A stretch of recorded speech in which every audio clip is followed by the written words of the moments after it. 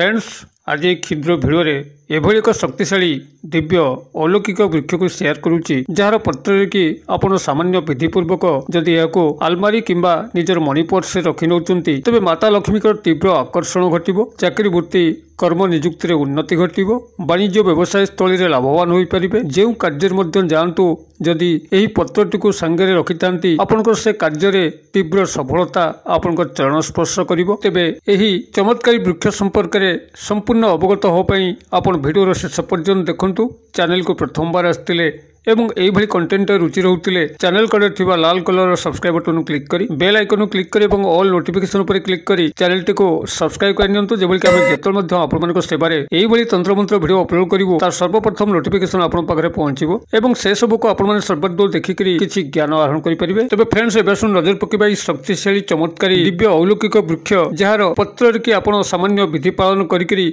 निजर money purse हो किंबा आलमारी हो धन तिजोड़ी बाक्स हो सेठारे रखिले आपनकर माता लक्ष्मी तीव्र आकर्षण घटिबो। धन धान्य आपण यथेष्ट उन्नति करबा सह जदि पत्रटी को आपनकर संगे रखुचंती जेकोसी यात्रा काल रे तेबे आपण जेउ कार्य मध्य घरु बाहर के जाउथांतु से कार्य आपनकर 100% सफलता आपनकर चरण स्पर्श करिवो। आपनकर वृक्षटी होची अश्वत्थ वृक्ष बा ओस्त गछ जाहाकु कि केही पिपल वृक्ष बोली मध्य कहिथांती। तेबे आपण माने एही क्रियाटी को जेकोसी शनिवार दिन करिवे। एहाको जेकोसी शुभ दिन किंबा आपनकर ग्रह नक्षत्र शुभ स्थिति अनुसार मध्य करा जाय पारे।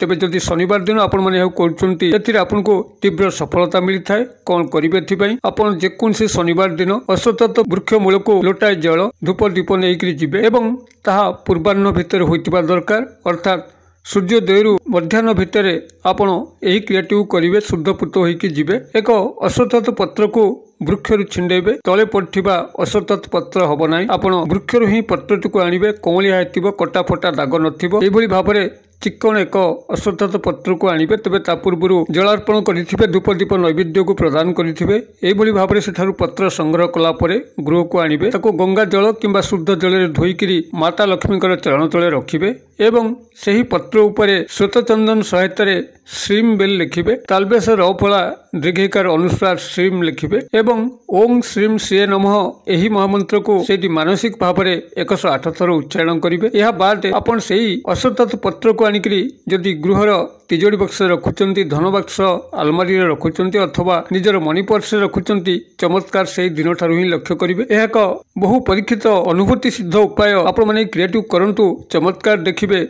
तेबे जो मानकर से बड़ी माता लक्ष्मी तीव्र करुणा प्राप्त करि पारुनांती, चाकरी वृत्ति कर्म नियुक्तिर अनुसंधान अछंती मात्र प्राप्त होई पारुनाही, वाणिज्य व्यवसाय स्थली रे लाभवान होई पारुनांती, ऋण करज रे बुड़ीकी रहिचंती, पैसा पत्र कोठी फसिची फेरिकी आसी पारुनाही, सेमान जदि कोनसी एकादशी दिन एई अश्वत्थ वृक्षर चारिपटे 108 बार परिक्रमा करती एवं ग्रहराज शनिश्चर को मने मने चिंता करती, श्रीहरि विष्णु एवं माता लक्ष्मी को ध्यान करती, देखिए से समस्त दुर्भाग्य अवस्था राताराति कटिया लगिबो एवं जो मानकर शनि 7.5 किंबा शनि अढ़ेया पड़ी, राहु केतुंकर दुष्प्रभाव चली जीवनटी नर्क आड़क गति करुच्ची, पागलामी भली अवस्था को प्राप्त होती, जदि से प्रत्यह शनिवार यही अश्वत्थ वृक्ष मूल एक घी दीप को प्रज्वलन करी ग्रहराज शनिश्चर स्मरणार्थे ओं शम शनिश्चराय नमः यही महामंत्र को मानसिक भावे उच्चारण करती, तांकर समस्त शनि राहु केतुंकर ग्रह दशा खंडन होता है एवं जीवनटी महा उन्नतिर पथरे अग्रसर होता है।